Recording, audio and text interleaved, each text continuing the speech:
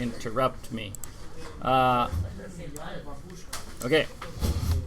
So, computers and random numbers don't usually go well together because a computer, it has to run it could run the same thing a million times and there could be no randomness to it. It has to be the same every time. So it's not great at random numbers. We're going to see that right now by, let's go in a for loop.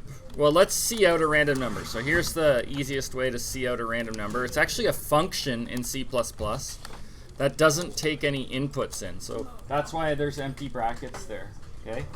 You know how like square root takes in a number? Rand is a function that doesn't take in a number, okay? And I don't know if we need to include the library. Let's check and see if it runs that. They must sneak the library in there somewhere that calls that rand command. Okay. 41. That was my number. Yours might be different. We'll get to the bottom of what. Look. Here's a big problem. It says 41 again. That was a random number, but it's the same random number. Okay, so I'm getting an idea that the computer can try to be random, but not really that well. Okay. So, let's do this in a for loop and see what it spits out. Harshal, no talking. I'm recording, buddy. You should be coding, by the way. Shame on you. Okay. Okay, so I'm going to put this command inside of a for loop and run it 25 times, and I want to see what the 25 random numbers are. Just to get a sense of, like, are they between 0 and 100? Are they between... Looks like they're all over the place here. I'm going to guess that that first number it printed was 41, yeah. And then the second number is 18,467, and so on and so forth. So it looks like they're definitely random, but are they the same number every time? Let's look. This is 292, 153, 41. Okay, so if I run it again, yeah, I'm getting the same numbers. Okay, so it's kind of like a deck of cards that's been shuffled once, and every time it asks for a random number, it pulls a card off the top. But the deck's always been shuffled the exact same way. So it's not really random at all for us, right? But there's ways around that, little cheeky ways to get the computer to try to be random. I'll show you that in a bit. The first thing I actually want to do is make an array that will hold in some of these numbers so I can see what the biggest number is and what the smallest number is. So I'm going to do that right now. I'm just going to call a variable myList like that, and I'm going to get it to hold 25 random numbers. Okay, so instead of counting them, I'm just going to write myList I equals rand. So it's going to go through and let the first one equal, let the 0th one, which happens to be the first one, it's going to let that equal a random number, so on and so forth. Go all the way to 24. So if I looked at this in the debug, I would see that this variable is now a list of 25 items. Let me do that.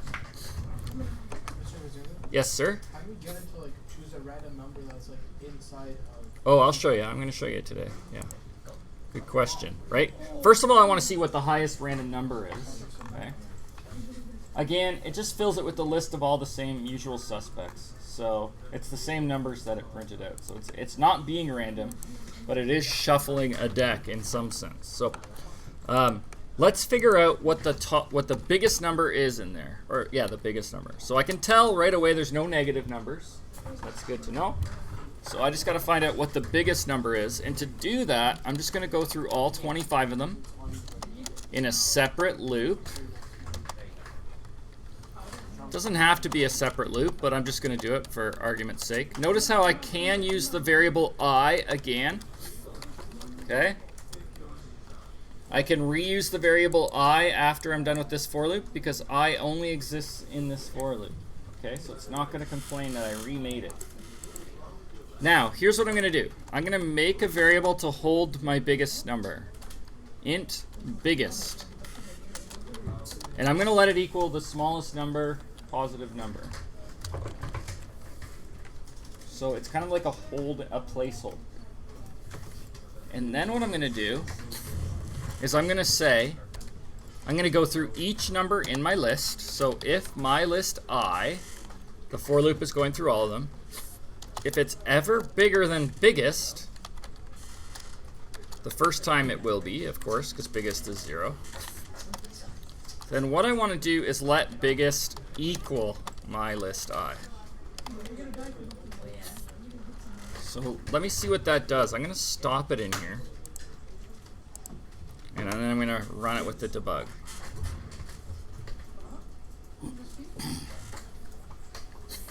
Okay.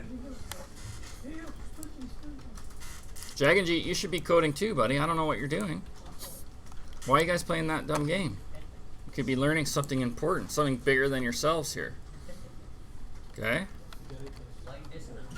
What? Why are you being so mean to me? I'm just picking on you. Hmm? Okay, so let's have a look here. I should have a go. Is it to get outside? Yeah, go ahead. All right, so biggest is 0. Then I'm going to go through my list, and I'm going to check my first thing in my list. Is 41 bigger than 0? Yes. So biggest is now getting set to 41. Perfect. Then I'm going to go through my list. Now I'm on the second one. It's going to check, is 18,467 bigger than 41? Because biggest is now 41. What do you think? Yeah. So now look. My biggest got set to 18,467. Okay. Now I'm going to check the third one. Is it bigger than 18,467? No. So it should just keep biggest at 18,000. So it's kind of just going through and like, oh, there it found another one bigger, 26,000. And oh, it found another one that's a little bigger, 29,000. So you get the idea. It just slowly goes through, and then I guess what I'll do here is see out the biggest after my loop is done counting them. And let's see what the biggest number it found was. 32,391. Okay, took 2.4 seconds to do that. Let's, instead of making 25, I'm actually going to make a variable called int n, and I'll let it equal 100. This is better to do because I want to try it with more than, I don't want to have to type 100 here every time. So I'll put n there, n there, n there. You could make it a constant and a unsigned int and all that, but we don't care about that. So now I'm going to do 100 of them. Okay. And I'll see that the biggest number it found was 32,757. Okay. So it looks like it's going to be kind of around there. Now I'll try 1,000 numbers. So I'm going to make 1,000 random numbers. What was the biggest number I found? 32,757. Okay. Now I'll try 10,000 numbers. 32,765. Okay. Now I'm going to try 100,000 numbers. The chances that I stumble upon the biggest number it can be are pretty good at this point. They're not exactly 100% though, right? Because I'm doing 100,000 numbers and the biggest number's around 32,000. So if I run that, I get 32767. Now I'll try 1,000,000. I don't even know if it'll let me do 1,000,000. It's definitely taking its time and it crashes because you can't make an array hold 1,000,000 things in C++ apparently. Okay. I'm going to try 500,000. That's just too much memory. It would take up too much memory in the computer. The computer like freaks out and thinks it's like a virus or something. So it looks like the biggest number that random spits out is 32,767. I just want to check on a calculator. That's 2 to the power of 15 or something? 2 to the power of 15. Aha. It's 32,768. And my biggest number is 32,767. Why is it less 1? It's because it uses 0 as well. So it can, it can count a total of 32,768 numbers, but it counts 0 as one of the numbers it chooses. And so its highest number is 32,767, apparently. All right, so I'm happy with that. That appears to be the biggest number I can use as my random number. I still have this issue, though, where all the numbers are always the same, right? So if I go see out my list here, so I'm making all, I'm making 50 of them now. I'm not going to look at my biggest. I guess I'll leave that biggest for now, but let's print them out. And we'll see that we're getting the same numbers every time. We already saw that, right? Probably a little different now. Yeah, no, it's still 41, 18,000 cents. So what I actually have to do is take this card deck and shuffle it every time I do. The way to shuffle your card deck in C++ is this srand command. Okay, that's a function as well. Shuffles your deck. The problem is it wants a random number in here to actually do it. So it's going to be a pain in the butt every time I run my code that I just have to like randomly pick a different number in there. See how it's not 41 anymore? And it doesn't end on whatever number it ended on last time. So every time I code this, it just wants a seed number, right? It's like random there. If I type 31, then I'll get a whole different set of numbers. It starts at 139. If I type in, it's just looking for an integer, and it's looking for a random one. So it's very awkward if you're going to run your program and you need it to be random. Let's say someone else is running your program and it's a game and it has random numbers. They're not going to have access in here to type something in here. So the number we actually type in there is this number called time. Time takes the number 0 in there. Let me see if that runs. Let me see out that. Won't let me call that command because it's inside of a library called time. Time.h. Time's an important part, plays an important part in a computer, obviously for games when you're setting frame rates and checking out like how long your programs run for and stuff like that. So I'm going to run that. And let me not print out anything else for now. See out. I just want to see what this time prints out. Okay. It prints out the number, a huge number. What is that? 1,670,442. 1,670,424,446. Let me run it again. It was 456, now it's 465 at the end, but it's keeping the same numbers. Now it's 471. Now it's 475. It is changing a little bit based on the time. It must be seconds. Must be printing out some sort of seconds. But why is it such a big number? Let's go look and see what time 0 prints out in C++. Time 0 C++. It prints out something kind of funny. Returns the current time in seconds. What does that mean?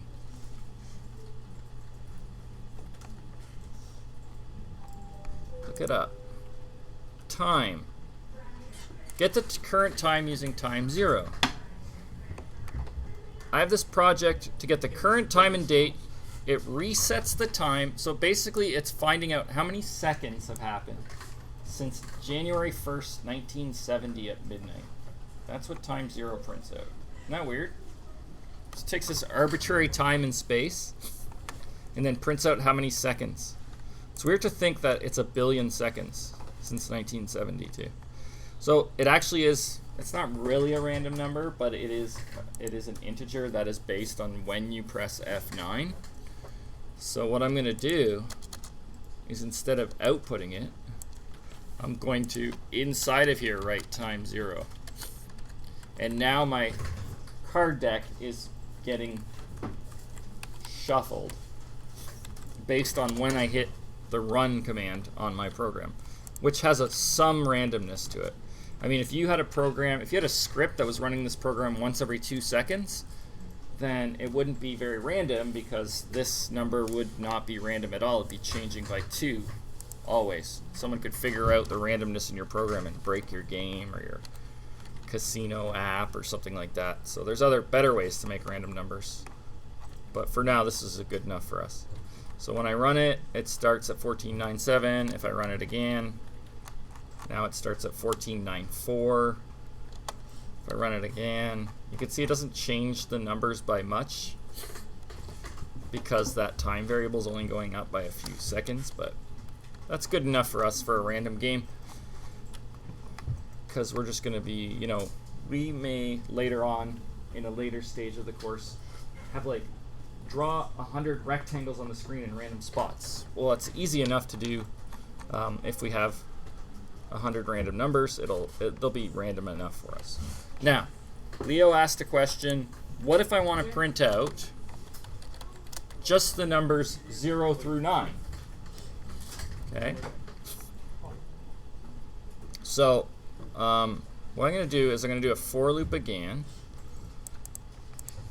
Actually, I'm not going to see out it here. I'm going to do it in here. But instead, I'm going to use the remainder function. Okay? What's remainder? Percent? Watch this. It's a random number, but I'm taking my random number, which is between 0 and 32,000 or whatever, and I'm dividing it by 10 and finding the remainder. Let's look at all the numbers it makes. Do you see that?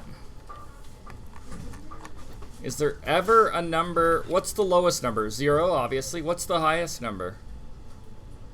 9. Okay? The percent 10 makes it go between 0 and 9. So that's really good. If I need a number, just like 2 random numbers, I would do percent 2. And then it would be between 0 and 1. This would be like a good coin flipping game. Look at this guy. He got 1, 2, 3, 4, 5 heads in a row. That's very rare, right? Very rare chance. What if I'm doing a dice game and I need to know what they rolled on a dice? I go percent 6, so that would give me 6 different values, potential values. But here's the problem. The highest one is 5 and the lowest one is 0. So what if I want it from 1 to 6? I just hit +1 here. So the random percent 6 gives me between 0 and 5. But if I add a 1 to whatever number that is, then the lowest number will be 1 and the highest number will be 6. So I can kind of set a range. So now I can make a dice game, like Yahtzee or something, right? Or craps. You guys ever play craps in the alley for money? Josh, you do? Nice. Oh, okay.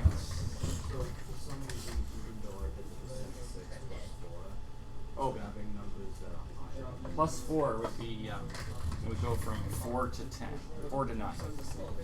Why 4 to 9 though? Because percent 6 is 0 to 5. You add a 4, then it's 4 to 9. Why 9? Watch. +4. You just got to take your lowest and your highest and add 4 to it. So my numbers are between 4 and 9 now. Okay. Yeah. So that's how you do random numbers, guys. There's a lab. You can check that out. And we'll use them a bit in graphics coming up too. Okay. So I'll post this.